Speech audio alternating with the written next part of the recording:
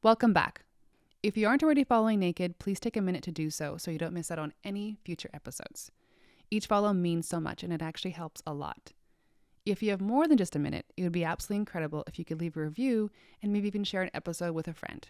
I am relatively new to the pod world, especially new to the things that are important in the podcasting world. And apparently reviews and follows are up there on the list of importance. So I really appreciate it. Thank you so much for taking the time to do this.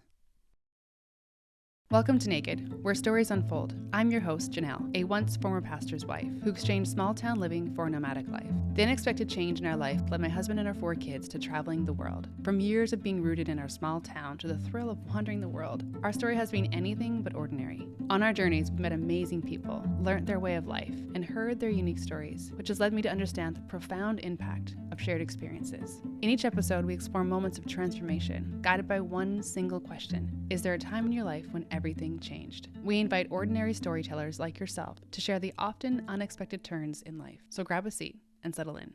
This is the Naked Podcast. Today we are touching on a topic that I've been swimming in for about 6 years. Night sweats hit me in my late 30s, but I really started noticing this shift in my body just after my 40th birthday. Mood swings might have been the most surprising thing, the rise and then the fall. Totally happy and fine one minute, and then I want to throw my computer across the room the next. Like, so completely irrational.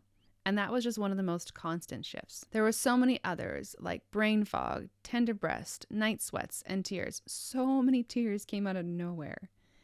In a moment of utter loss and loneliness, I called my mom. I asked her to tell me everything she went through and how she got through it. A few minutes into our chat, my sister called me, so I popped us all into a 3-way call. She starts off with, "Oh my gosh, something is up. I just hosted a morning ladies meeting and I burst out crying about literally nothing.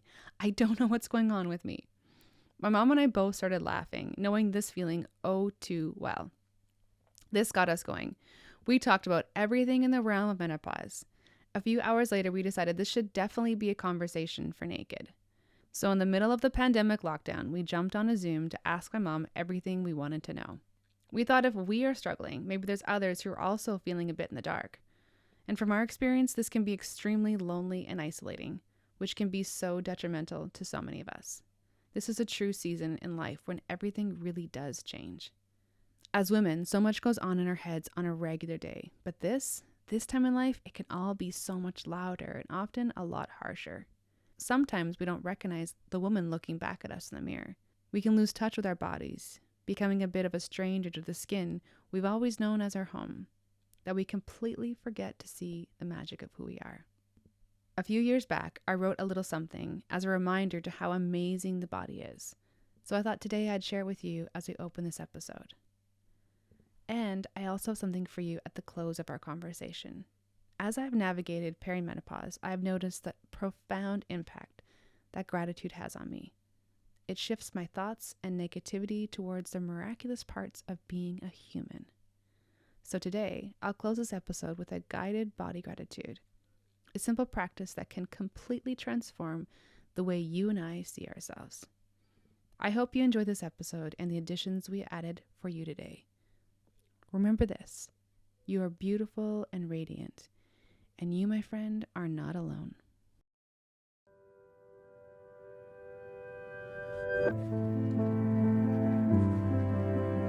Your feet. Think about all the places they have traveled. They are a complex mechanical structure of 52 bones, 60 joints, and over 200 muscles, tendons, and ligaments. But your feet, they are so much more than a collection of bones and tissue. Once they were small enough to fit in the palm of a hand. Soon, they were tiny toddler feet taking their first steps. Those feet, they have taken you on countless adventures. With over 7,000 nerve endings in each, they are no stranger to textures of this world. Mud, concrete, grass, grains of sand squeezed between their toes. They know it all. They move quickly and slowly. And that is just one part of your body. Your hands create. Knowing hands sift and mix. They grip. They carefully sculpt. They speak when we can't. They play with color, painting beauty and pain. They know the comfort that comes with a cup of tea nestled between them. They make music. Ears hear that music. They hear the song of nature. They know the sounds of raindrops and the whispered, I love yous. Your legs allow you to climb, to explore the sea, to take the stage, to race to the finish line. Your arms allow you to lift high. They spread wide so you can feel the wonder. They hold your love through the ages of time.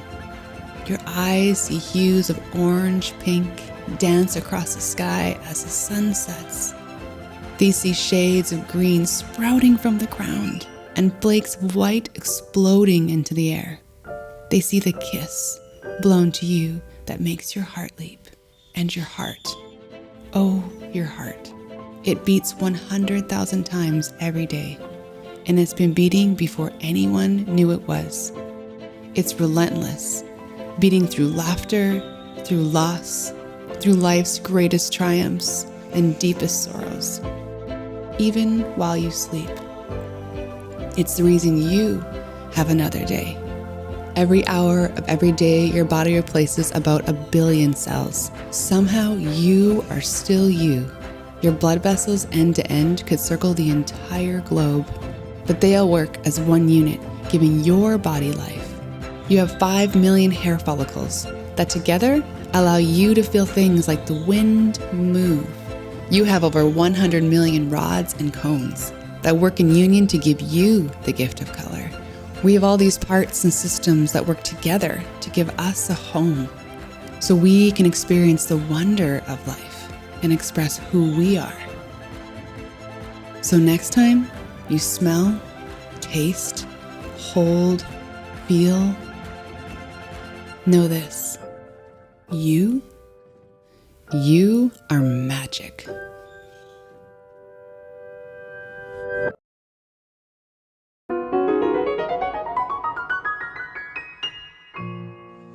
All right.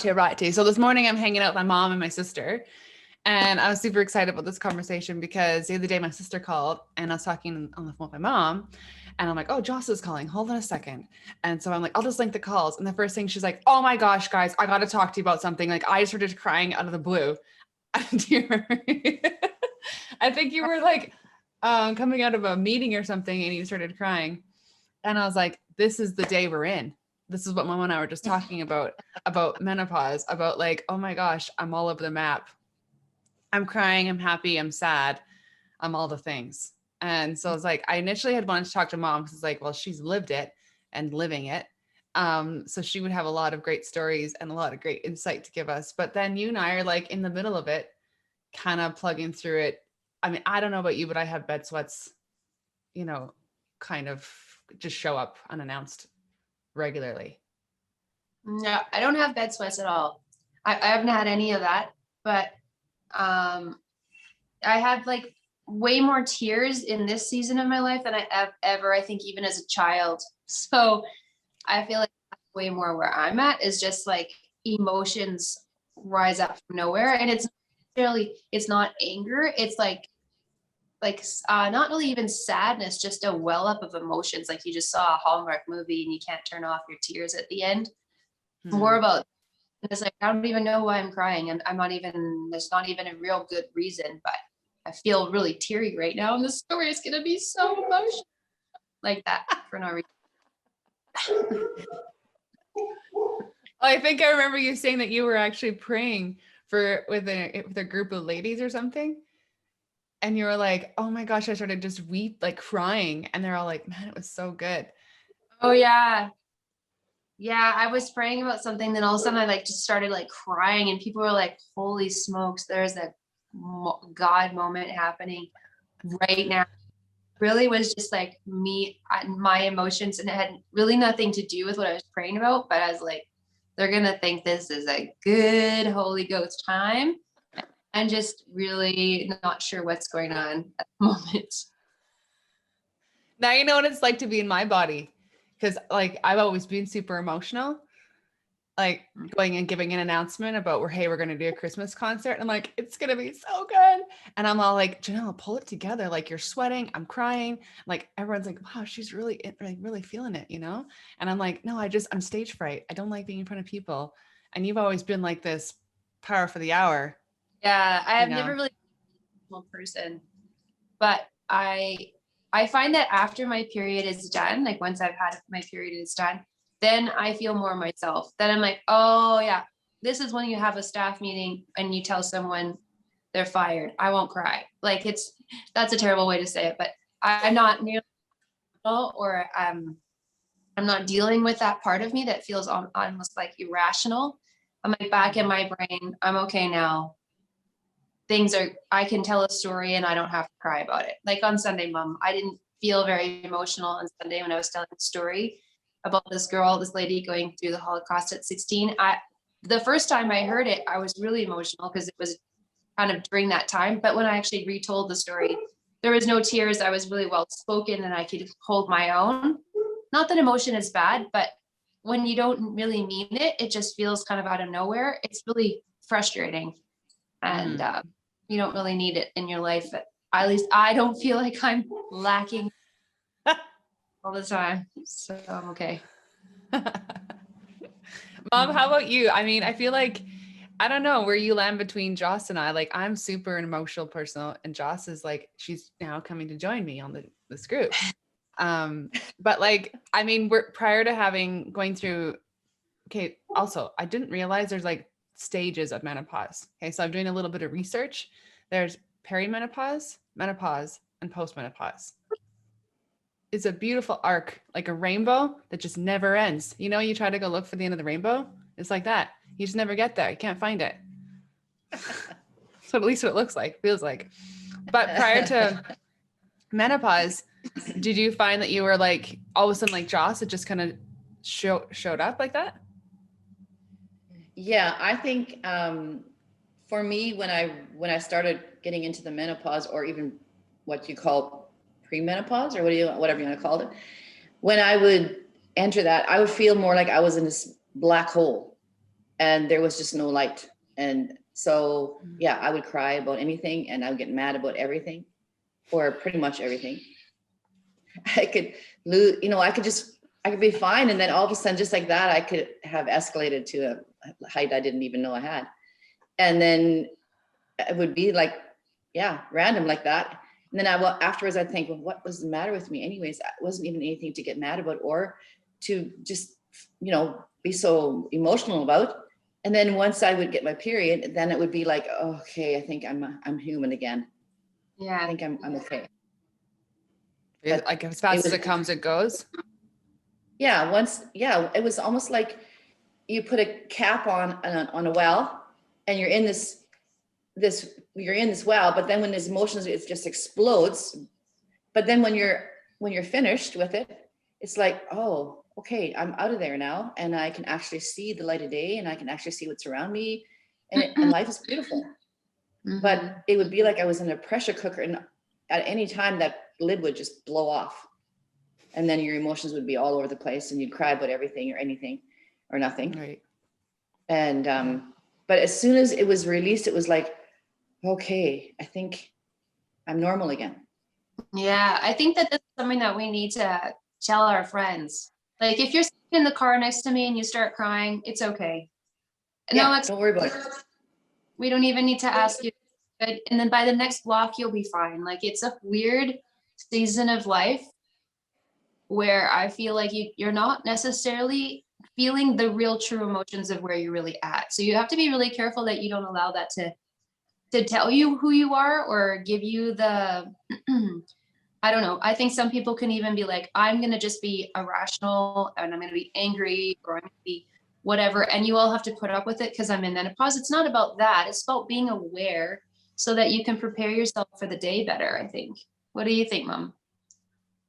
Yeah, I think it's knowing, okay, this is where I'm at, and this is what my emotions will be like. Even letting those people around you know, okay, you know what? I may do things, I might say things please don't hold it against me. I don't mean any of that.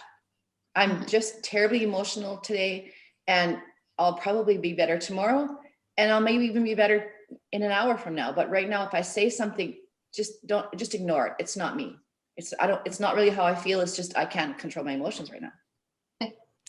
I remember you, Mom, sometimes saying like, you're like, I don't even want to be around people. Like, I'm just going to stay. I'm in a space where I feel so emotional that I'm just better off just staying home, which you're a pretty social person. Do you remember that? Oh yeah, I do. When I would feel that way, yeah, there would be times I didn't want to go anywhere. I didn't want to see anybody. If there was a meeting going on at church or something, that, like, I don't want to be there. And if I did go, I'd come home feeling like, why did I do that for? Like, I didn't even enjoy it. And yeah, it's just, you're better off just staying home and just relaxing than putting yourself out there. I think, with yourself. Yeah. At times. Anyways, there are times when you need people around you, but there are, I think, when you're doing yourself a favor, stay home, have a rest, and then wake up later, feeling better later on. But we think we have to be everything to everybody sometimes, and that's not really true. Is that something that you and your friends would talk about, Mom? Like back in the day, like I feel like there's so many conversations we're having now that used to be so taboo that now it's like, no, we talk about like tender breasts and, bloating bellies and these things about going through menopause or premenopause or postmenopause. Whereas back then, like, did you communicate about those things, or were you very much in your own space? Yeah, not like today, for sure not. Back then, everything was kind of, you grew up with everything being hush hush. Don't tell anybody how you feel.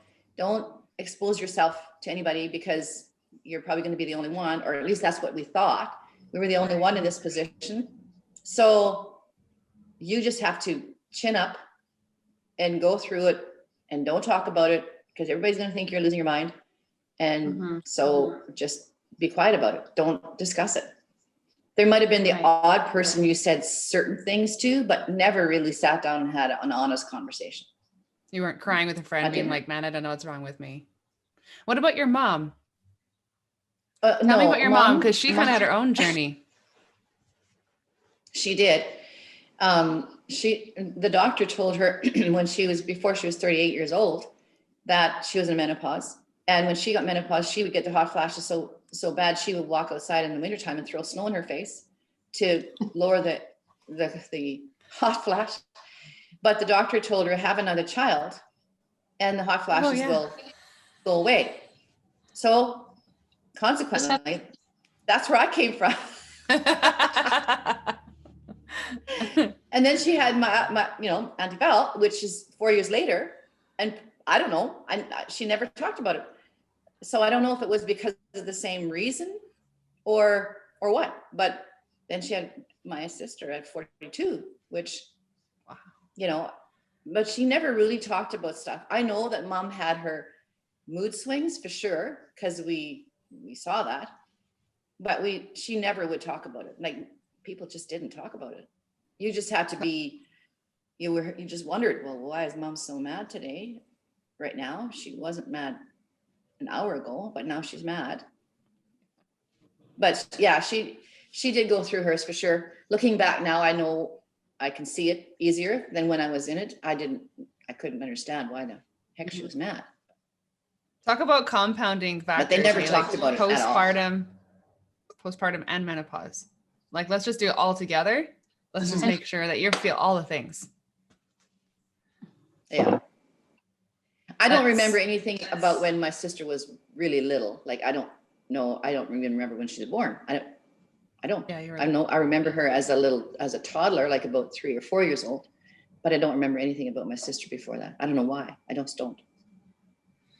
I was really interested. Because as you're talking about that, about how they would treat menopause, like now they would never say, hey, you should have a baby. That's going to really help this. Like, that's not a way to cure menopause. There's no curing it. And I was looking back at some of the ways they would treat it back in the 1800s.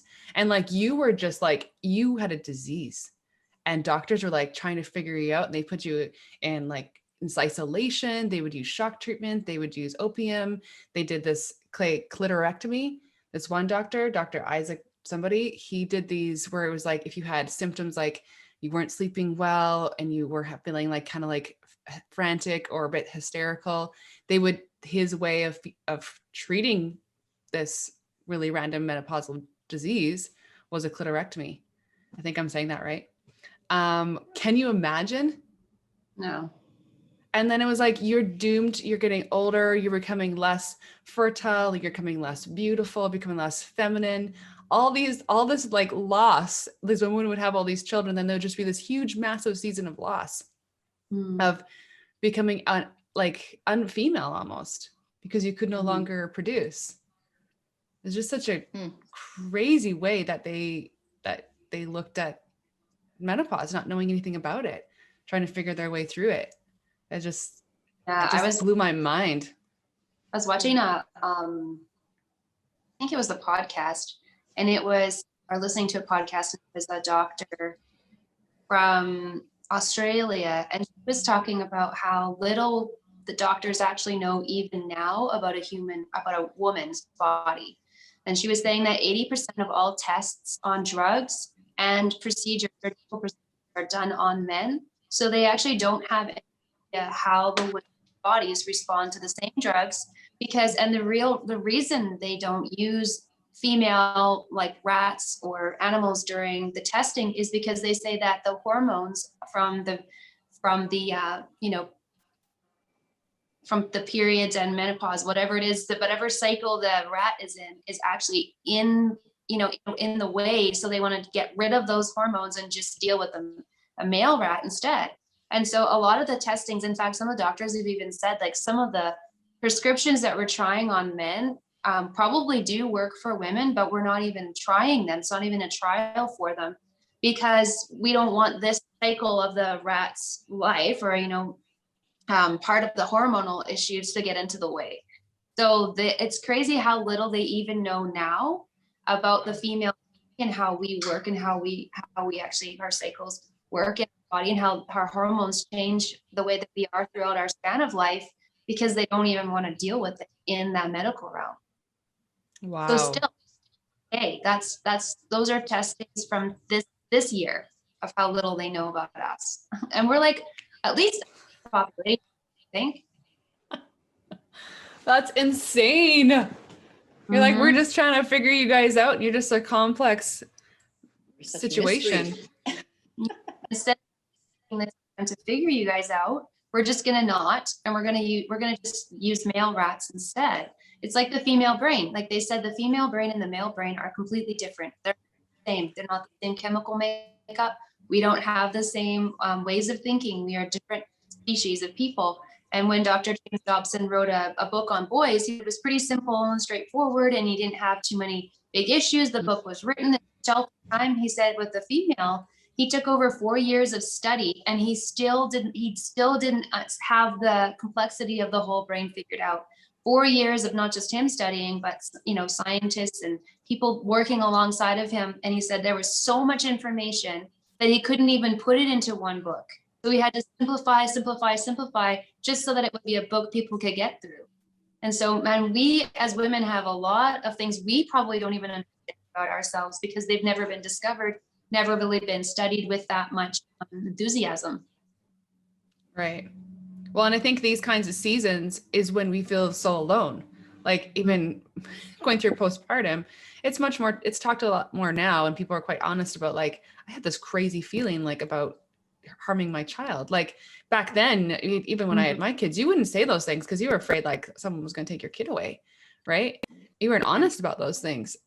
And then now going through postpartum, so many of my friends who are younger than me have like, my mom's never spoken to me about postpartum. I know nothing about this. Like, what does that even mean? And when does it happen? And how long does it take? And what will it be like? And there's this massive gap. People are just walking into it not knowing, and they feel really weird and awful. And they're like, oh my gosh, this really weird thought. Or like, I got so mad. I felt like I was just a train, like just blazing through my house. And my mind's like, no, you shouldn't say that. You shouldn't do that. But my body's just like it's like just an engine going without me being able to stop it. And you're like, no, you shouldn't say that. That's going to hurt their feelings, or something. Or you shouldn't get mad, and you just can't stop it. And you're like, what's wrong with me? I'm a patient person. Mm-hmm. Yeah. I think True that's fact. where menopause happens later on in life, because hopefully by developed a little bit of self-restraint and character. But also I think it's also where, I don't know about you, Mom, but I find that I care less about what people think of me in this season, or I'm just like, yeah, well, I'm not for everybody, and that really doesn't bother me. I used to be like, oh, maybe I cared about that person's feelings about me, or maybe would rehash a conversation in my head when I left, being like, oh, was I nice? Was I kind? Was I engaging? Now I'm like, I don't really care. So hope you have a good day. I don't care as deeply anymore about what people's thoughts are towards me. However, I do think I've grown enough to maybe, make sure that what I'm saying is appropriate and I'm not just a jerk going someplace to happen. Not think. Like, I wonder if menopause, this is kind of a season of life where we will have had to have lots of practice with our emotions up to this point to be able to gauge what's appropriate, what's not appropriate. But at the same time, we forgive ourselves a little bit more in this season. I hope. I think for me, I forgive myself a little bit more, have a bit more grace.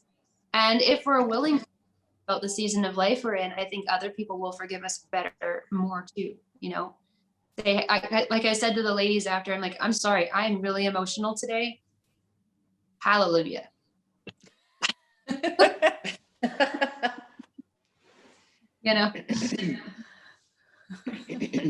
I think you've probably had more experience with dealing with people than I did.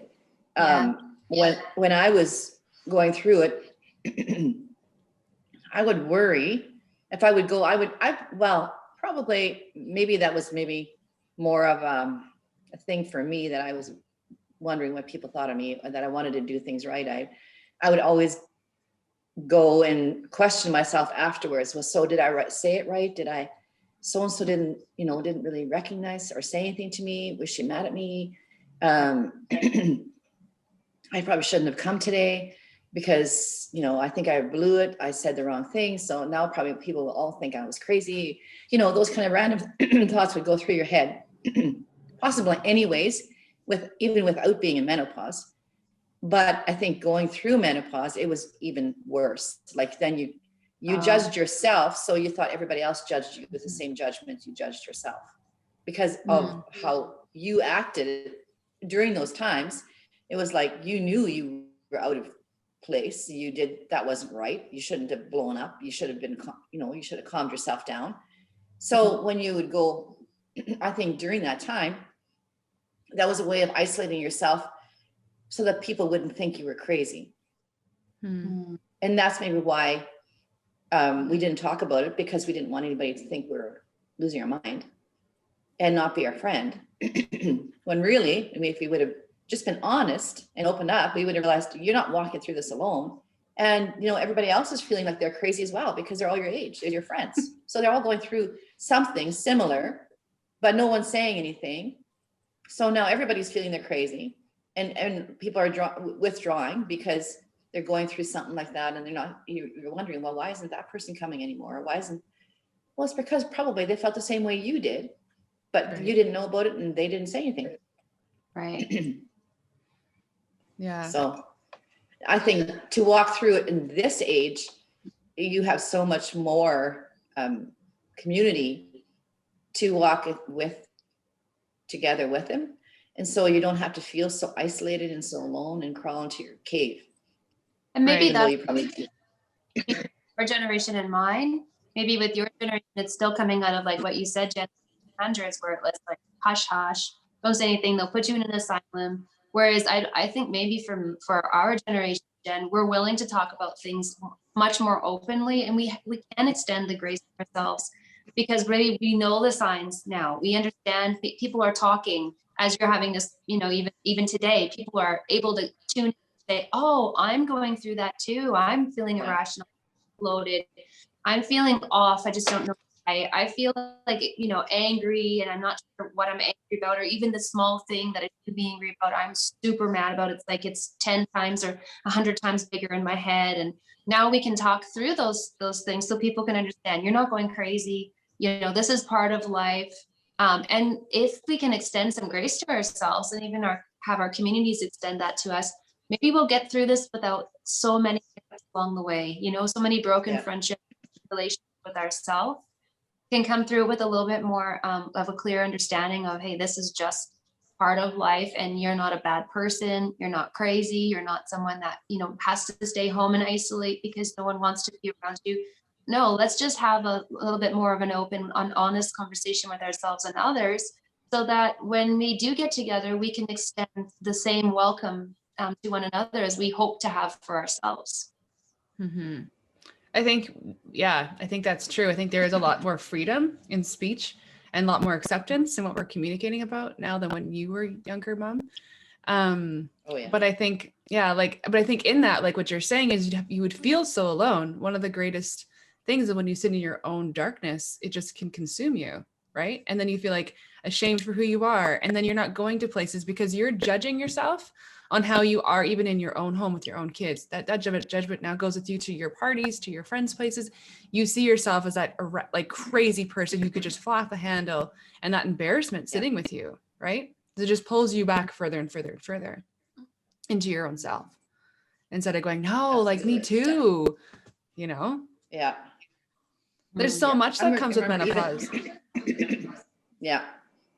I even remember later on when I was getting to the end of where my period stopped, you know, then they got to be so harsh, and I'd have them for like 3 weeks out of a month. And I could go somewhere and I could be there. And then 15 minutes into being there, all of a sudden I could feel this overwhelming exhaustion. Mm-hmm. And I would have to leave where I was and just tell them, you know, I'm sorry, I got to go home. If I don't go home now, I don't know if I'll get home. And I don't remember anybody ever saying, why do you feel that way? Like, what's going on? Right. I just felt like I knew if I didn't get out of here and I didn't drive home, an hour later, I may not be able to drive home. I would be just so tired that I wouldn't. Is that because you had a heavy flow at that point? Did you say you had like a heavy flow? Yeah, I would have my period for 4 days, and then they would quit. And then they would all of a sudden, just like that, with force, it would just gush. And then I'd have them again for 4 or 5 days. Then they would taper off and they'd quit. And then bang, there they'd be again, full force. And so just adding that all up to be 3 weeks. Okay. I'd have them 3 weeks out of a month. And then it was just like, yeah. And I would feel like all my life and energy was draining out of my body because I don't know if I was low in blood during that time. I don't like going to doctors. So consequently, I was not one to run to the doctor. If I had been my sister, I would have, but not me. So I've battled through it by myself. Right. And so, yeah, there was many times when I would just get to my friend's house and we were going to have some kind of a get together, and I would be there maybe half an hour, maybe at most, or 15 minutes. What doesn't matter. It just was random. And then all of a sudden it's like, okay, my energy is draining out of the bottom of my feet and I better go home. So in doing that, Mom, because that's not your character. Your character is not to like, okay, I'm going to stop in and, oh, by the way, I got to leave. Like, you're not someone who inconveniences people. So did that play on your shame? Like, did that play on like the shame of like, oh, what's wrong with me? Like, or like you said, no one was ever like, what's going on, Lorna? Like, why can't you? Yeah, no, I don't remember anybody ever saying, well, why are you so tired? Why do you have to come home? Like what? I don't remember anybody ever stopping and saying, hey, what's going on with you? Like, I don't ever remember that, but I don't remember feeling so much shame at that point in time. I think I was just so tired. I didn't really care. Like, I just got to go home. If I don't get there, if I don't leave, I won't get there. Wow. But then when I get home, I was like so tired. And then I was like, I would feel bad and I beat myself up. Like, so you couldn't stay longer, couldn't have pushed through, but I really couldn't at that time push through. I was just too exhausted. Yeah.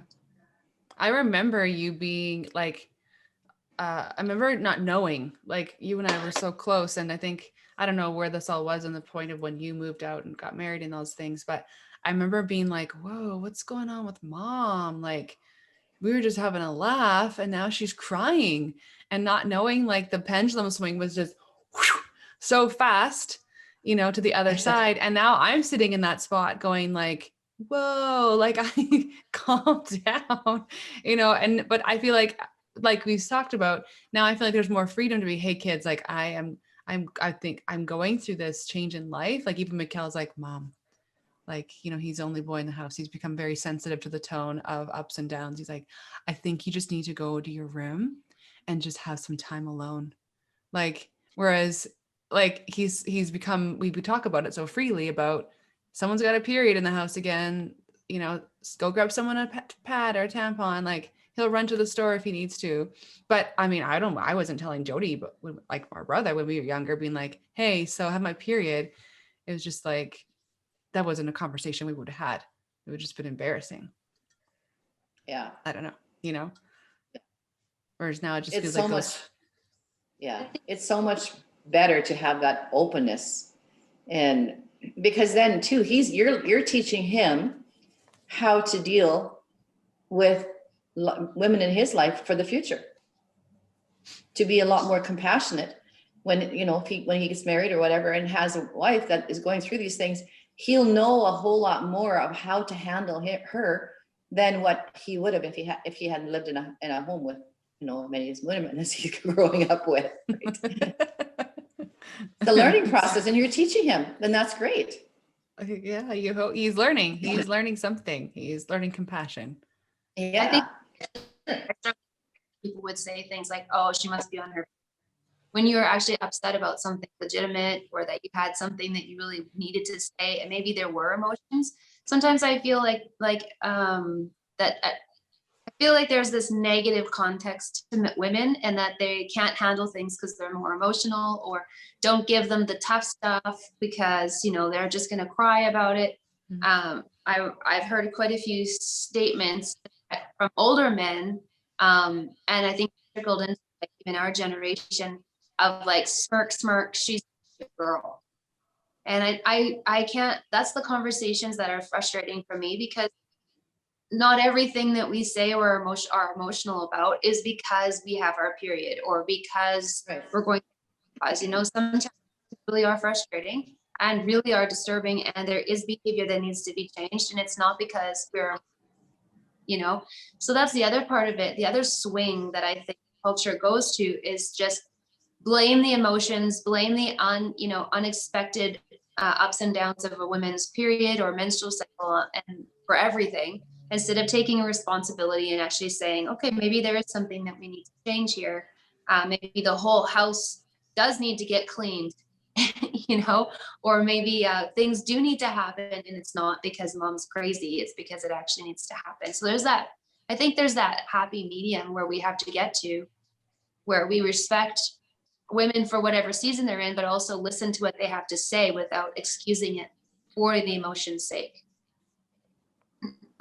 Yeah, that's true. I think there definitely is a part of that where it's like, I'm not just this emotional roller coaster that just kind of like erratically says things without reason. That there is, and that's, and I think a lot of it is, I was even thinking of my kids, and just, I like thinking about back to when I started homeschooling, and I wasn't in any sort of menopause or any premenopausal or anything like that, but there needs to be some sort of structure. And I remember mom being very good about this when we were younger. It was like Saturday, it was cleaning day, and everybody pulled 4 things out of the hat, and whatever you got that day is what you cleaned, and you did a dang good job, because if you didn't do, like, you didn't get the next thing to pull, and then you just be the last one cleaning, which was such a great tool to use. And when my kids were little, I didn't get the same game because we were there's such a big age range between youngest to oldest. But I remember Mikkel being like, he was 7 years old, and I was like, every Tuesday and Thursday you vacuum the whole house, because that's part of us working together as a unit. That's part of what you're saying about the house, is like, no, we do deep clean because we are a unit, and that's not a mom's job. That is a together job. Everyone does that.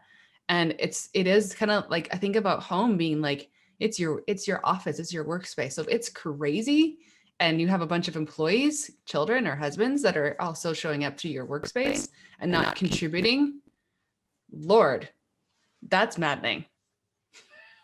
Not because you're going through menopause, or not because you're having your period, just because like this is our workspace, our home, and we all contribute here. And if that's not happening, Right. that can really tip the boat over. Yeah. And I think having some structural rules and things that you do it can even help you in menopause to keep your sanity, because like, I don't remember if you guys know, okay, we had the Saturday box. So anything that would be laying on the floor anywhere, if I had asked you guys to pick it up, I'd put it in the Saturday box. Well, it keeps your mind from having to get upset. It's in the Saturday box. The kids know it's in the Saturday box. You can't have it till Saturday. It doesn't matter what it is. Maybe it's something that you thought you needed every day. Well, actually, you're not going to need it now because it's in the Saturday box. It's just some things that you can instrument into your daily life can help you organize your life in such a way that you don't have to feel like you have to escalate even through those period times. Yeah, I agree with you. When we were younger really helped for there to be less explosive moments. And I think one of the things that we try to do is every Monday we sit down and talk about the week. And that's where I'll even say, guys, I have my period this week. I'm feeling edgy. I don't want to feel edgy. I don't want to be angry or upset, but these are some of the things that I have going on this week. And so I can't have this, this, this, or this. And just know that I'm not meaning to be angry or upset, that I'm not meaning to hurt your feelings. But if I do say something that seems a little sharp, I just need a little more grace. And so it used to be that we had our family meetings on Sunday nights. Now we have them on Mondays. And it really helps to talk through the week, like to say, hey, by this day of the week, this is the assignments that I have to have completed. You're going to understand if I'm not around as much, or if I seem short, or if I seem distant. In how you can jump in for me is in this, this, this, and this. And that actually really helps to teach your kids how to have, good communication themselves, but also to keep you and others accountable for the emotions that are flying that week, or the things that need to get done, or the chores that need to be finished. Everybody's sort of on the same page. And we've done that since our kids were, I think we started when Michaela was 5. And it really did help bring everybody to the same page. And actually our kids are now 24, almost 24, and 22 this summer. And our youngest is 17. And they still we still have family nights where we all sit down, and lots of times we will sit around the table and talk about how everybody's doing, and what's the highlight or the low light of their week that was past, and what's one thing that's really stressing them out or concerning them going forward. And I find that those open places of conversation even allow our girls, because there's 3 girls and then there's Dave and I, so Dave's in a house of 4 girls.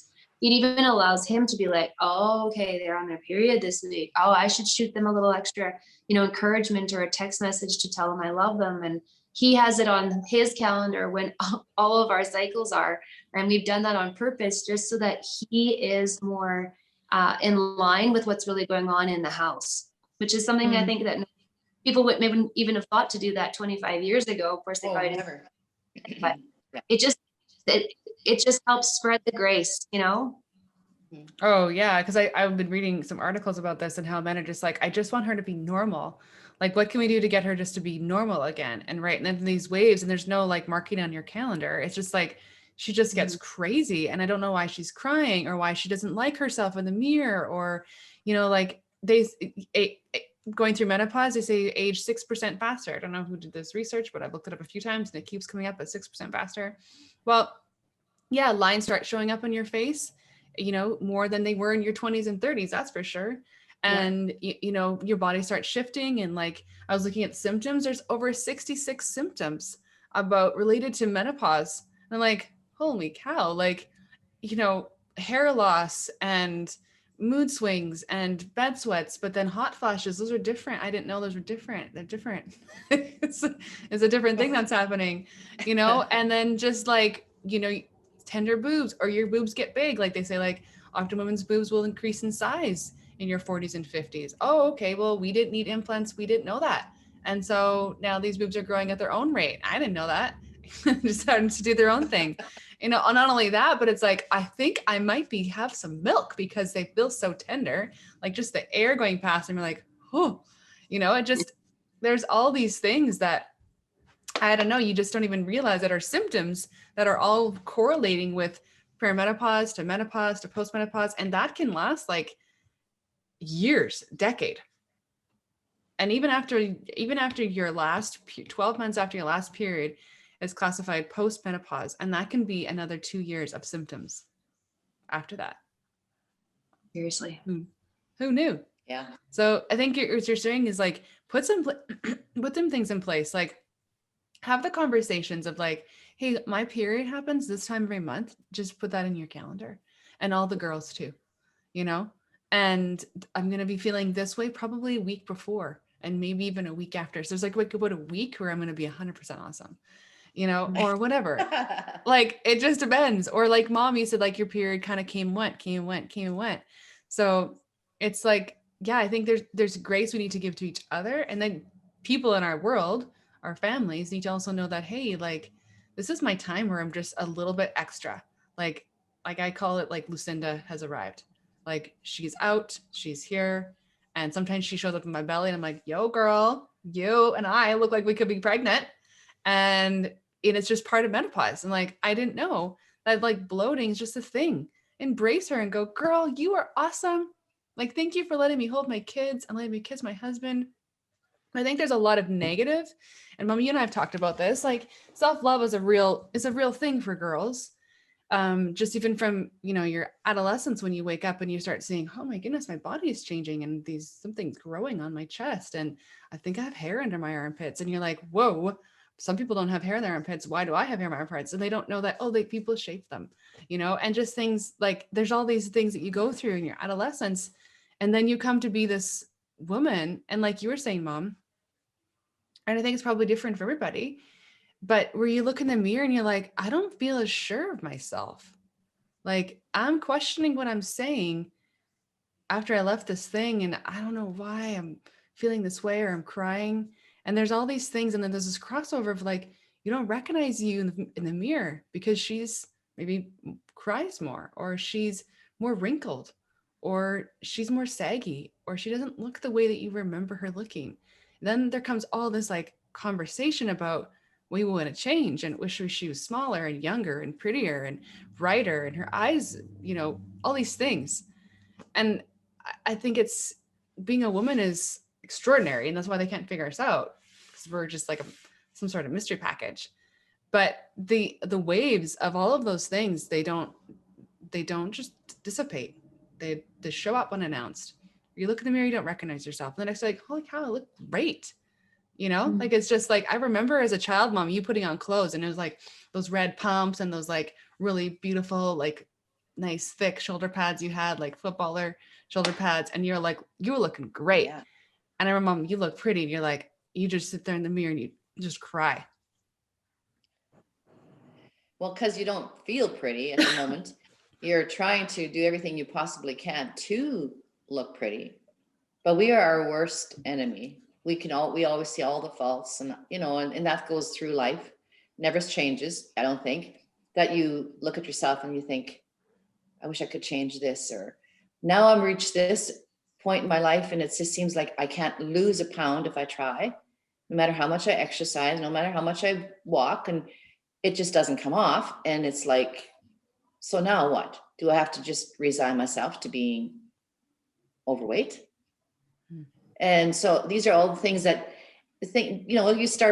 you battle with different things as all along, but when you get older, you realize, okay, so now this is the thing I gotta, take captive, these thoughts, because otherwise they'll consume you, and they'll make you feel like you aren't worth it, or you aren't who you really are.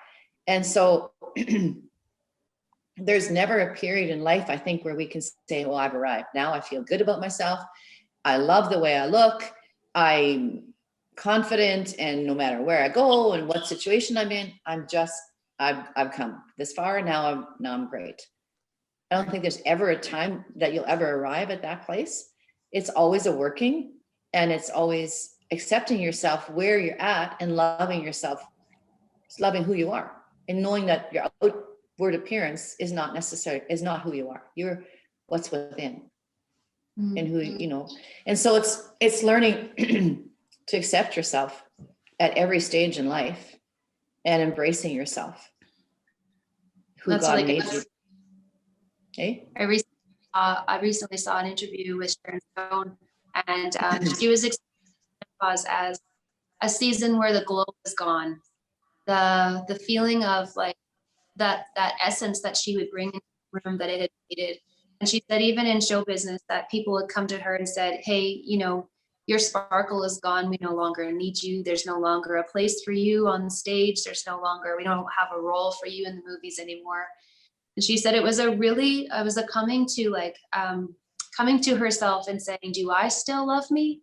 Do I still love me? And I think she was talking about how all of a sudden you realize that people in the room aren't captivated by you anymore, that no one's looking at this beautiful girl and saying it's you. It's someone new who's walked into the room, someone who's still in the essence of her beauty, and her skin still looks radiant, her hair is still full, her body is still fit. And she was saying there was a real identity that she had to work through in herself. And I think we all have to come to that place in ourselves. And I don't know, I mean, for me as a younger girl, I remember people noticing me walking in the room. I don't notice that anymore as much, as you get older. And you have to say, I see me, I love me, I care about me, I'm 100% in myself, and I choose to love myself in this season. And even, I don't know if you have to forgive yourself for aging, but come to the place of recognizing that you're aging and finding your identity in something deeper than the outward appearance, and saying, I love the wisdom I've grown in, the things I now carry, that I now know that I can pass on to others, that are valuable. My value hasn't changed. My value has grown as I have grown and changed. And I think that's something that we really have to come away from, because our youth is all about how we look. It's all about our changing body. It's all about recognizing who we are and coming into ourselves in that season. And I think our older years are the same, recognizing our body is changing, growing in appreciation for it, even as things maybe have a negative slant, how we can look at the positives in this season and love ourselves now, just as much or more than we did when we were younger. Yeah. I think about the fact, often I sit and think, okay, would I want to go back? There's no way I would want to go back and go through life again. Mm-hmm. I mean, if you could go through life with the wisdom, the experiences that you've learned from with you, that would be a different story, but none of us can. Life is a journey, and the experiences that you walk through from when you're born till you leave this earth are growing you to another level. And so looking back, I would never want to go back, because where I am, I've learned so much, and I don't want to ever have to go through some of those experiences to learn what I know now. Mm-hmm. So embrace where you are and continue from here and see, okay, what can I contribute to life and to others from this point? Mm-hmm. And there's always something that you can still instill in others, pass on to others, because they're going to you guys are still going to walk the road that I've walked. Mm-hmm. You haven't experienced everything in life yet that I've experienced. And so there's still a lot of experiences for you. So I realize that I have things that I can share with you that may help you in some of the things that other people that are coming up behind me, that may help them to walk through the experiences that are still ahead of them in a better way. Mm-hmm. Absolutely.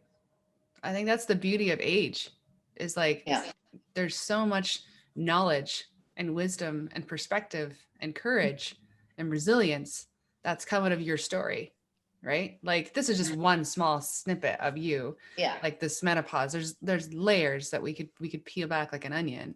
But you just like, this is just one part that we're like, oh, mom, like you too, like felt crazy. You too were like, didn't know what to do with your emotions. You too felt all the things in your body and didn't know what to do with it. Like, I'm not alone.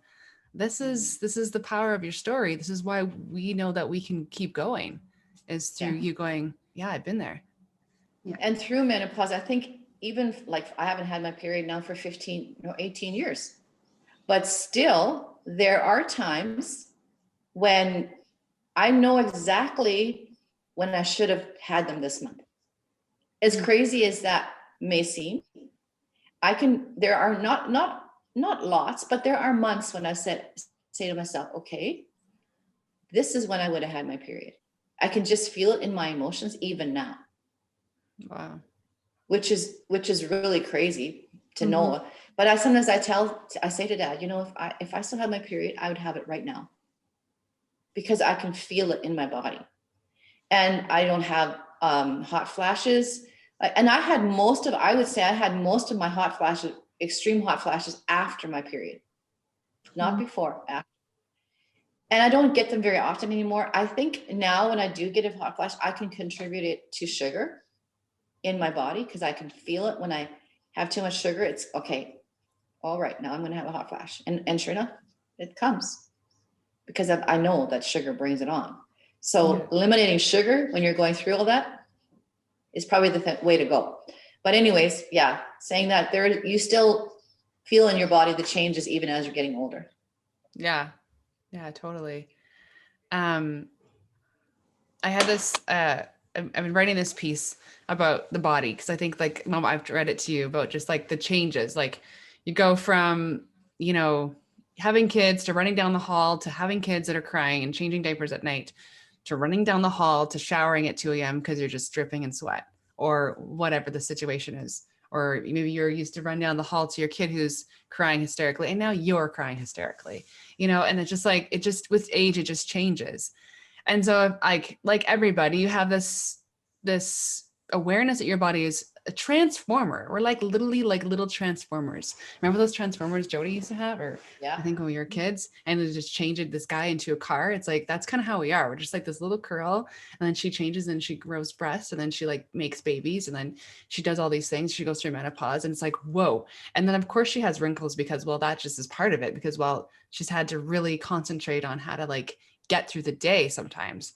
And she's doing laundry, and she's doing all these things. And while she's growing babies, she's holding other babies, and she's taking kids to school, and she's making lunches and signing agendas, and she's speaking in conferences, and she's doing all these things. She's doing all these things. She's this amazing, miraculous miracle that does all these crazy things, that while she's growing babies, she's like still breathing, living, feeding other people, serving, working, doing things. She is like magic.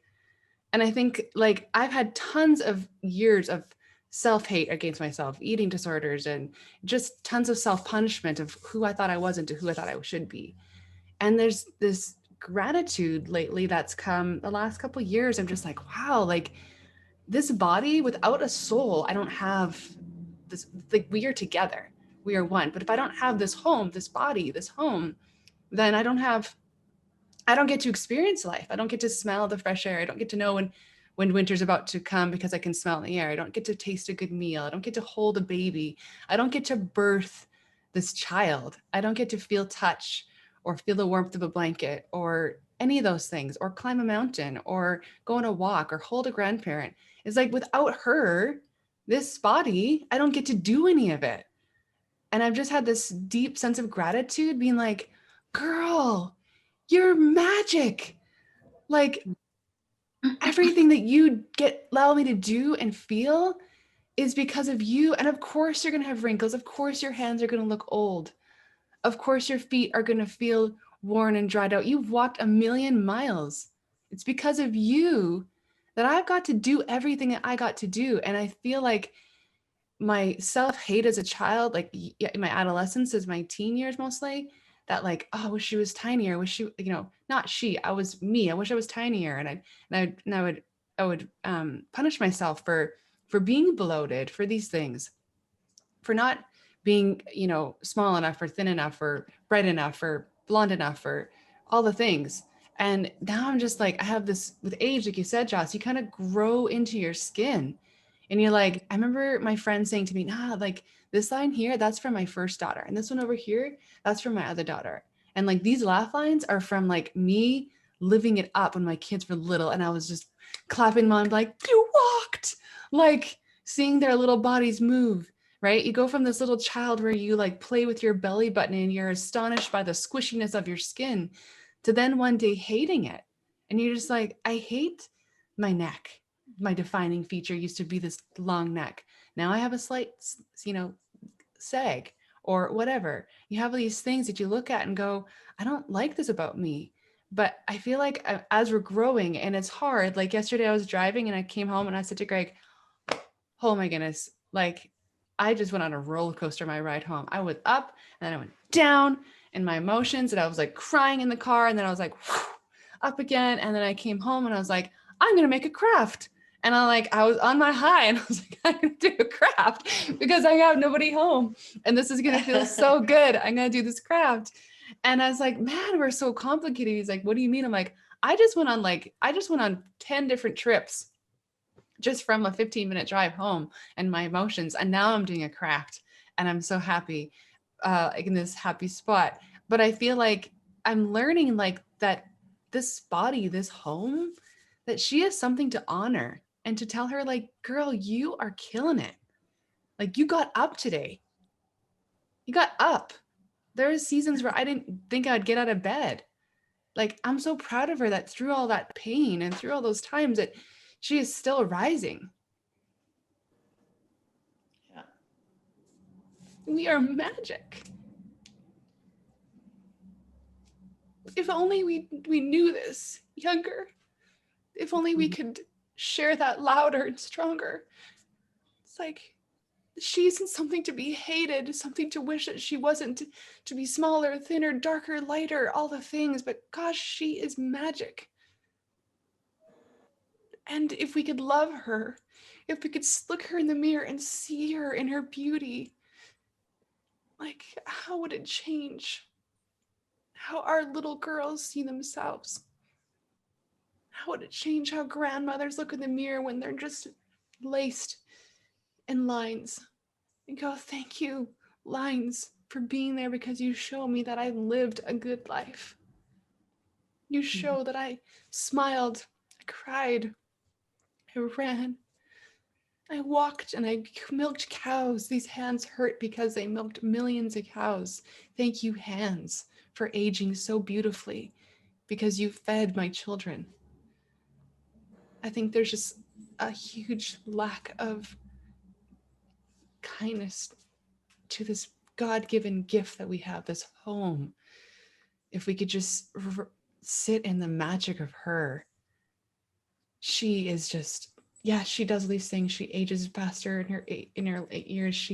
Her boobs shrink and grow and small, and they get sucked on, and they pour out milk, and your vagina spills out babies, and your legs expand, and you have varicose veins and all these things.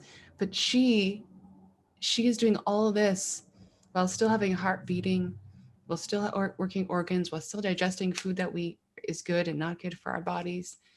She's doing everything to give us this so we can celebrate one more birthday, so we can hold a hand of someone one more time.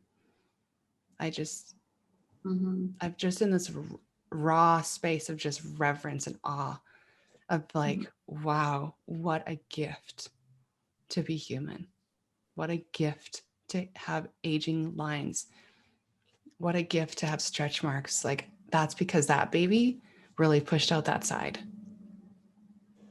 And I'm magic, and you're magic, and our littles are magic, and you're magic, Mom and Dad. I wonder if a pulse of who we are wouldn't change a bit if we would just see this home as the beauty of what she gives us, instead of looking at what she isn't. Think, man, girl, you are good. I think it's returning to that raw awe, right? And to sit in it a little bit. Like you said, just to sit in it a little bit. And as we talk to our teenagers and get them to say that your body is beautiful, your hands are going to carry you and carry others. Your feet are going to walk with you and walk with others. Like to look at yourself, ask yourself, what's the part of my body that I hate the most? And then to ask yourself, what does that part of my body, how is it going to contribute to the journey in my life? And how can I love it instead of looking at it and hating it? You know, like I remember when I was a young girl, really not liking my hands. And instead I turned the dialogue and said, no, I'm going to choose to love these hands, because these hands are going to do this, and do this. And I was talking to Gabrielle, my middle daughter, saying, I think it would be important for you to start and end your day with saying thank you to body parts that you just don't like. Maybe start there and then move to the other body parts that maybe you don't even realize that are working for you, and say, hey, I look at my face and I say thank you for showing up for other people, for showing concern and empathy and compassion and brightening other people's days. I think we have to take and do this intentionally, and if we don't, we'll often fall into the pits that a lot of us stay in for a very long time, which is really just taking ourselves for granted and taking what we bring to the world for granted, instead of, like you said, thanking those parts of ourselves and really putting some weight to what they do. Like, how would you like to go through your life without hands? I wouldn't. So instead, I'm thankful for these hands that do the things I need them to do and show up and carry more things than I realized. I'm thank you for these hands, thank you for these feet, thank you for these thighs, thank you, Lord, for thank you, body, for what you brought. And for me, it's like taking a step back and saying, someone made me that loved me and knew me and wanted me to be here. So thank you, God, for making this, and thank you for making me. But it's like sitting in that raw awe, not just one, over and over and over and over again, and overtaking the other thoughts that are always going to be there, of the self-doubt, the self-hatred, and replacing them with, I'm thankful, I'm grateful. Even the chemical makeup that happens in us when we are thankful, and when we do take that, we are completely changing our brains and the way that they operate and the way that they work and the way that we think. But that is an intentional step towards self-love. Yeah. Yeah. Yeah. Yeah, I know even for myself in this later season now, I'm not I'm not looking at exercise or stretching or any of that kind of stuff in the same way as I used to, because I've come to realize that I probably will never be the weight that I think I should be at or want to be at. It's more of, I need to do this to keep this body healthy and going. Like, it doesn't matter if maybe I'm 5 pounds more than I thought I would like to be, but can I move without pain? Can I do the things that I want to do in life and enjoying them, instead of, doing everything through struggle? So for me, it's more now, I'm embracing doing these things because I know that it's good for my health.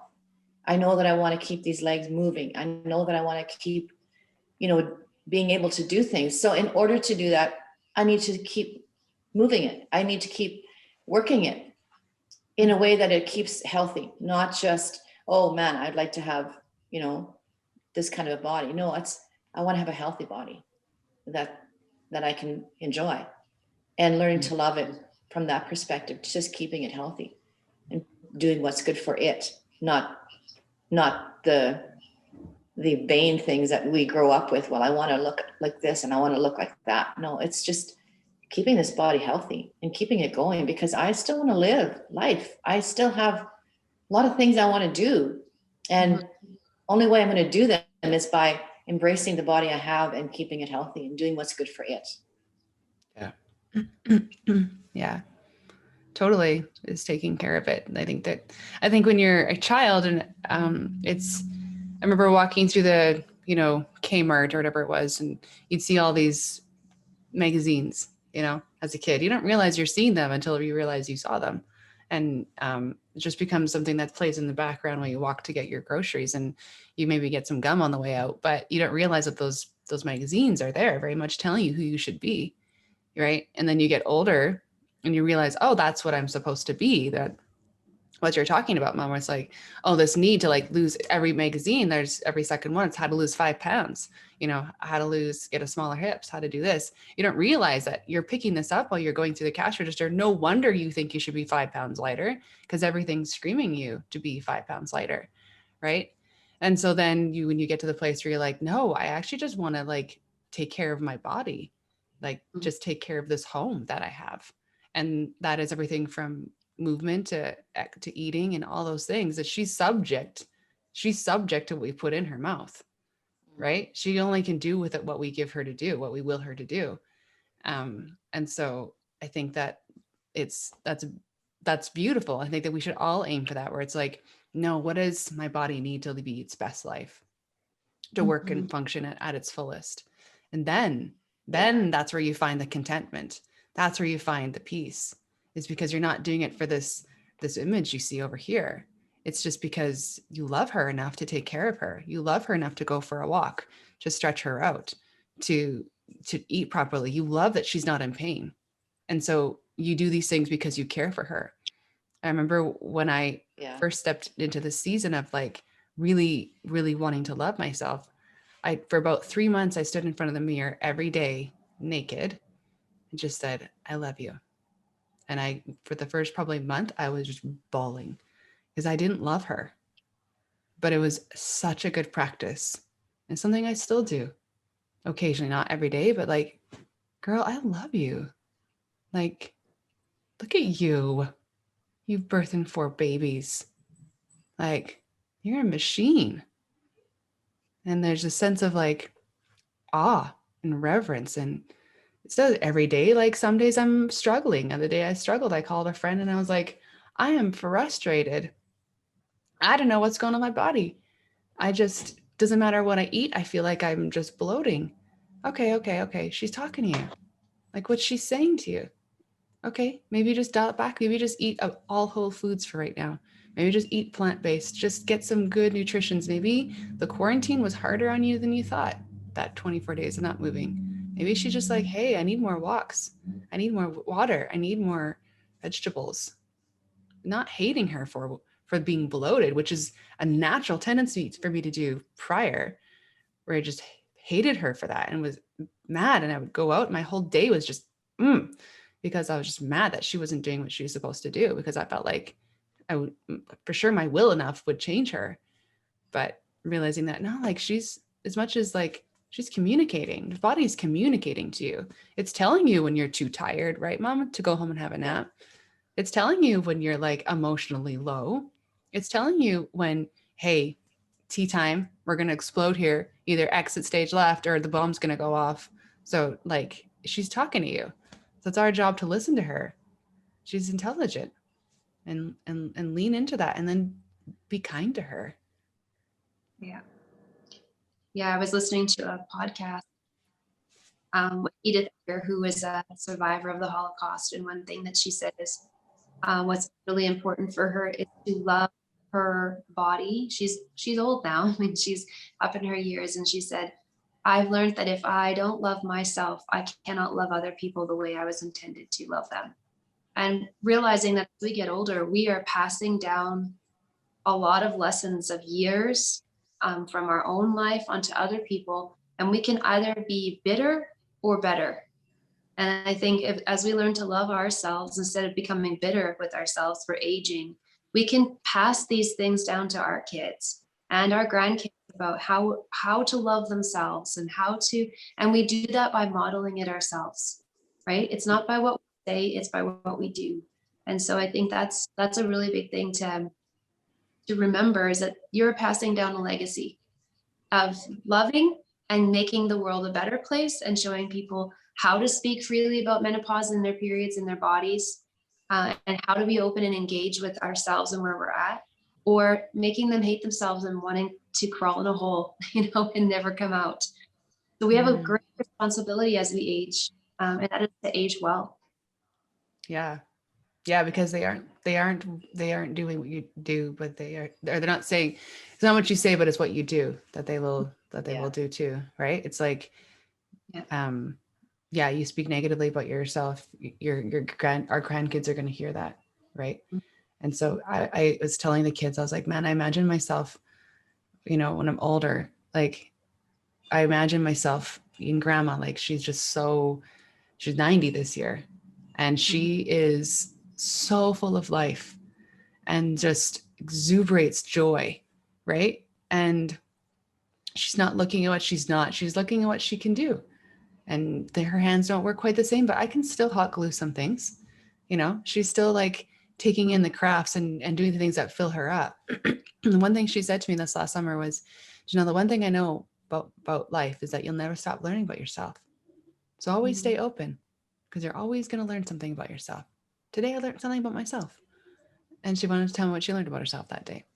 And I was like, at 90 years old, you're still learning.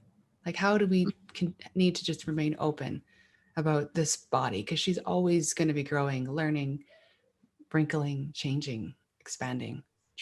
She's always going to be transforming. And if we can love her, that is the greatest gift we can not only give to ourselves, but to the ones who are watching, to our kids, our grandkids. I hope that I'm like old and spinning around with like more glitter than I ever had when I'm 90, because I'm not very glittery, but I hope that like that comes. Yeah. Anyways, I'm going to wrap this up. I just want to ask you guys, I always ask a question at the end. And I was like, oh, what would be a good question for the end of this one? I was like, I don't know, I might have two. What's the one thing you would tell your younger self? If you knowing what you know now.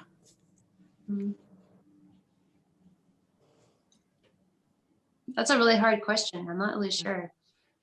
Except I think I would just tell myself to breathe and not to take myself too seriously. Yeah, it's going to be okay. Yeah, don't be afraid to just breathe and not take yourself seriously. Yeah, I was thinking along the same line. I would think, don't sweat the little stuff. Like, don't get hung up on all the little things that don't really matter, that we make a big deal about when we're going through them. Like, just actually sit back and evaluate the situation and say, is this worth giving attention to, getting upset about, or is that just something that I don't really need to sweat about, and move on from there? And just because I think we make so much out of so many little trivial things in life that actually could be just, you know what, it's not an issue. It's not an issue. And just move on from there and just keep going. Because I know, looking back, there's many situations where that little thing really didn't matter. And even now, when I look at things, different situations, there's oftentimes I say to myself, you know what? It's just not worth paying attention to that. It's just not worth it. Just keep going. There are more things that are more important than this little thing. That's a good one. Those are both good ones. I love that. I'm going to remember that, because sometimes I have those moments where I feel like really sweating the small things. Like, yeah, things in my house not being done. What is one thing that you find in this season that brings you so much joy? I think for me, it's creativity, giving myself the space to step back from everyday mundane things in life and just being able to create something new. Like in this season, I'm doing some furniture and refinishing furniture, and it's just fun to be able to think outside the box and create something different. But I do it in lots of different ways, like whether it's through singing a new song, or practicing something, and really just something that's maybe outside of your norm, and just finding a little hobby on the side that is for you, not necessarily for other people to really watch you or evaluate you on, but just having fun in your own little time, whether that's decorating a new space or singing a new song or creating a craft or doing something like I'm doing with refinishing furniture. I think I really am enjoying just discovering myself in those other ways, as I never really thought that I was a very creative person. So I'm pushing myself to say, am I? And what would it look like if I went down this path for a little while? And I'm finding some great success in it, both business-wise and just in my own personal happiness. Is that something that you just kind of feel like you've always knew was there, or you've more stumbled, or even just now without kids being home so much, you've been able to create space for that? I think in my younger years, when I was a kid, I was told by a teacher that I was not creative, and he kind of laughed at my artwork as a kid. And so I really thought that I didn't have that to bring, because being creative is sort of seen as one way in school. And so if you're not in that one way, you can't draw a house or a car or a horse or something, that you don't have it. You've missed out on that train. But as I've gotten older, I think I've seen that creativity comes in lots of different ways and forms, and that for me, I'm really good at different types of creativity. Don't ask me to draw a picture, but I could probably decorate your house for you, which is another kind of creativity. And I think many years I've had some really difficult years of just walking through some things that have been really hard. And I felt like I noticed myself not being able to be creative in those seasons. That part of me seemed to shut down, that the stress part of my life was so loud that I wasn't able to decorate a room with feeling the confidence I had in the past. So I've realized I really need to make space for that part of me, and that when I create space for like creative thoughts, I can deal with my stress better too. So I think for me, it's placing some boundaries around the me time, that I allow myself to turn off my brain to the other things and just engage in this completely. And so, yeah, it's been an ebb and flow over the years for sure. That's cool. Mm-hmm. How about you, Mommy? Well, you know, as you know, that you're my daughters, you know that family has always been very important to me. And I always enjoyed being a mom. I was one of those that didn't look forward to my kids leaving home.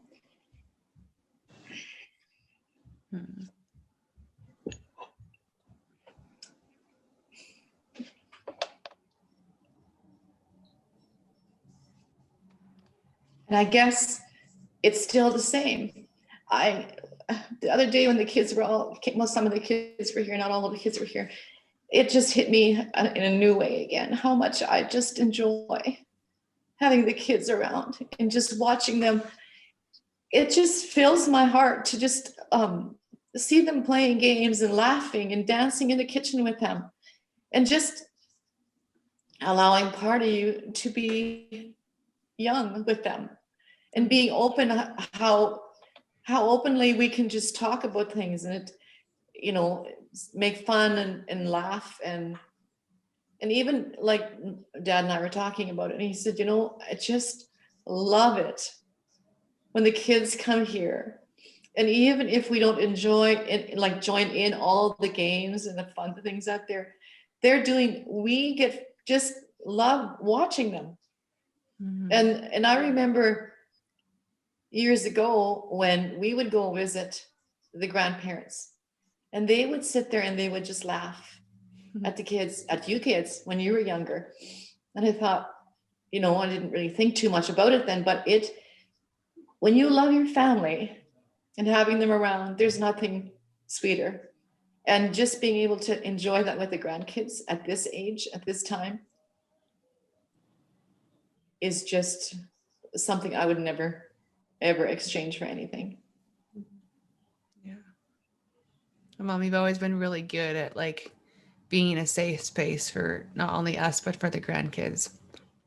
We've all had the privilege of living with you guys for extended periods of time at some point in our kids' younger years. And to them, like, there's no place like Mom and Papa's house. And you guys have always been that safe space, not only to our kids, but to an extended amount of people around the world, really, that have called your place home.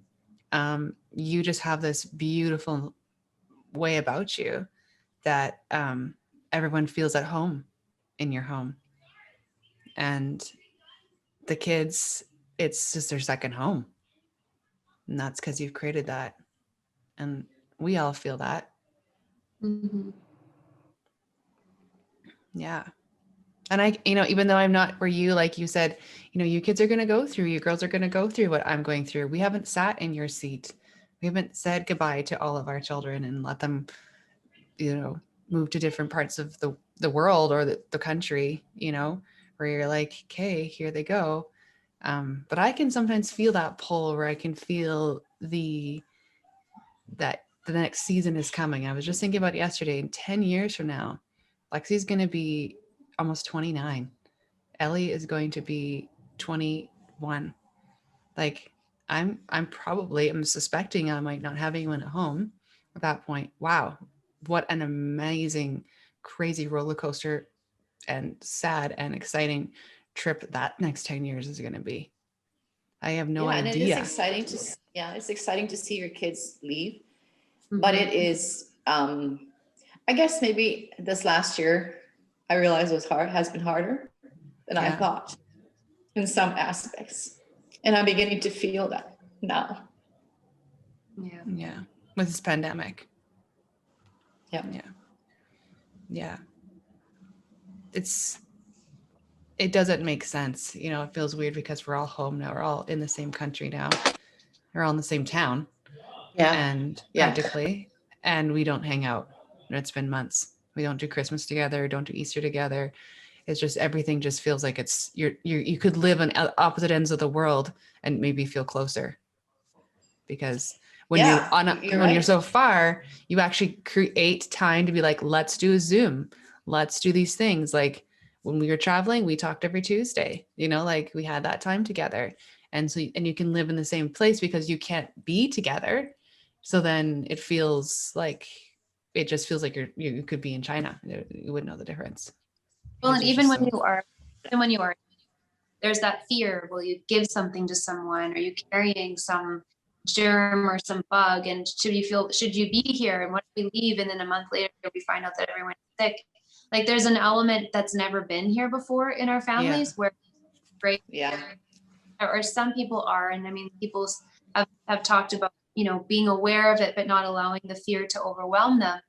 But it is really, really hard in this season, I think, for a lot of families, because there's a sense of responsibility of, I don't want my parents to get this. What if I'm carrying something? Am I being careful?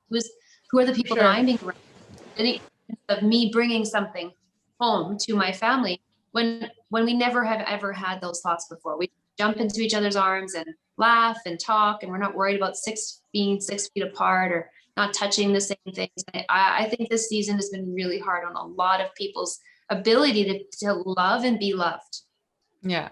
This is cautiousness we've never navigated around. Cautiousness to be with your family. No. You know, like even when Dad went in for surgery, the girls were fevering. Ellie was fevering. I was like, I should really get her tested. I didn't think anything of it.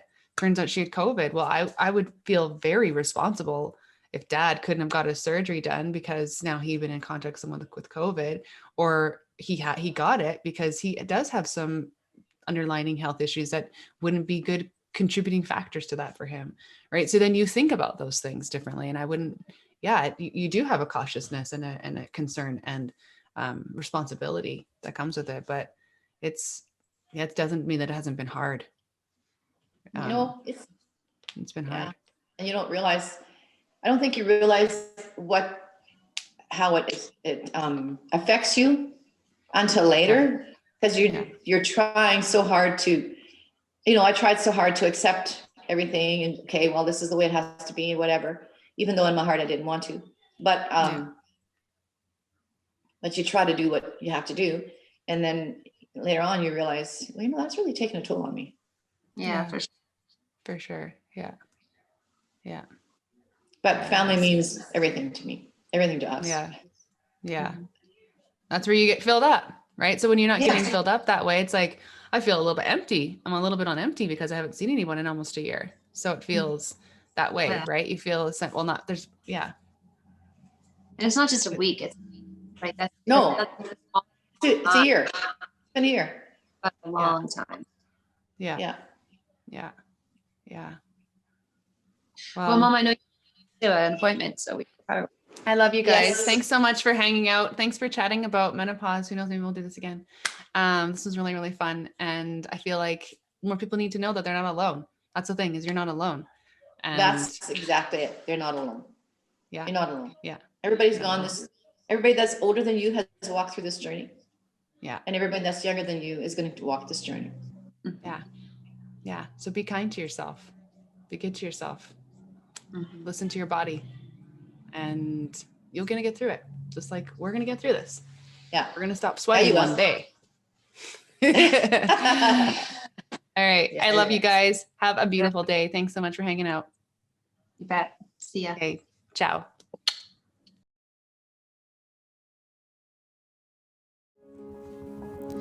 We've included a guided gratitude practice. You may find this helpful in finding gratitude for your body. Feel free to use this as often as you like. Today, take a few minutes to thank your body. Often it's easy to see what we aren't instead of all that we are, comparing, measuring, leaving us feeling empty and depleted. But gratitude, it allows for new things to be highlighted. So today, Notice the wonder of your body and the ways it allows you to experience movement, taste, and smell. There are so many happenings on the inside and outside of your body. So find a spot, a quiet spot. Maybe lie on your mat, nestle on the couch, or sit within nature and close your eyes.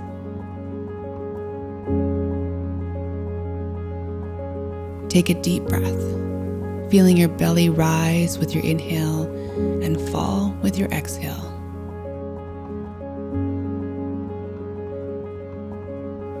First, thank your feet.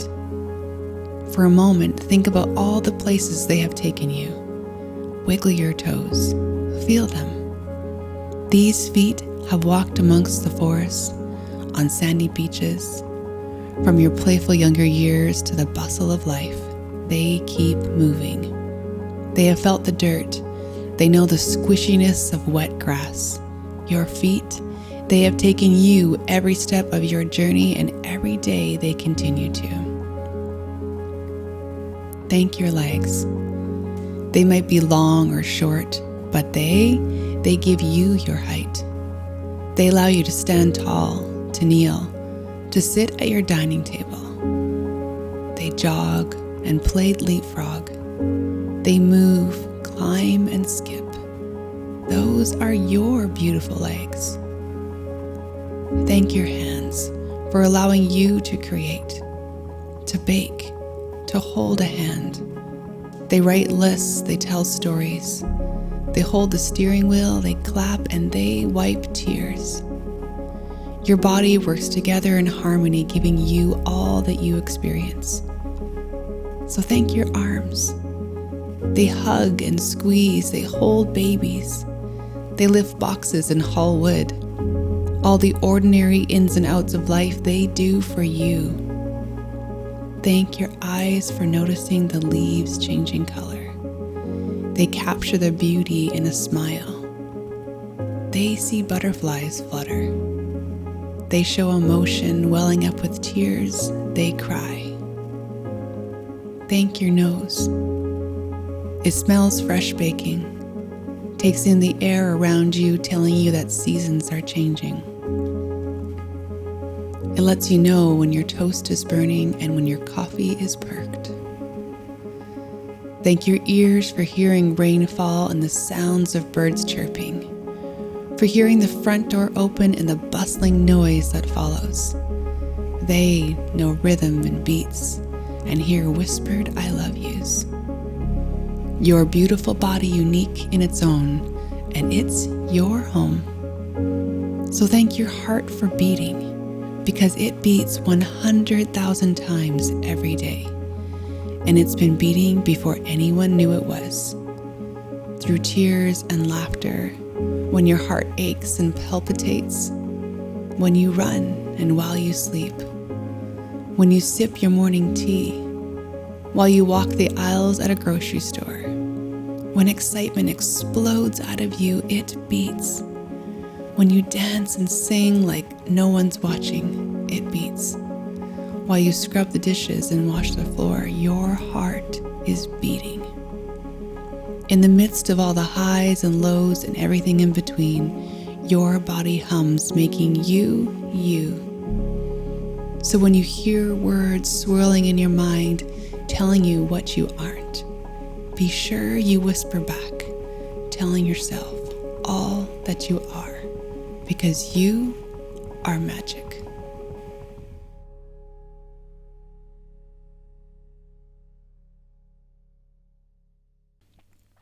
If you're like me and you're on the hunt for more support, you need to know there is help out there. In the description, I've attached a few books and names of professionals that have done the research to help women in the midst of this transitional season in life. So check that out. Thank you for joining us. I hope you enjoyed today's episode. Please take a moment to subscribe and leave a review wherever you get your podcast goodness. This way you'll never miss out on any future episodes, plus it really helps us.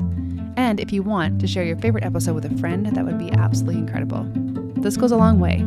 If you'd like to join Naked by sharing part of your story, just leave us a message on Instagram or email us at nakedwithjanelle@gmail.com. Also, a big thanks to my son, Mikkel, who is the best cheerleader and maybe one of the biggest believers in Naked, and also produces and edits all our podcasts. I am beyond grateful for him and very aware that I couldn't do this on my own. Thank you so much for tuning in and for being here.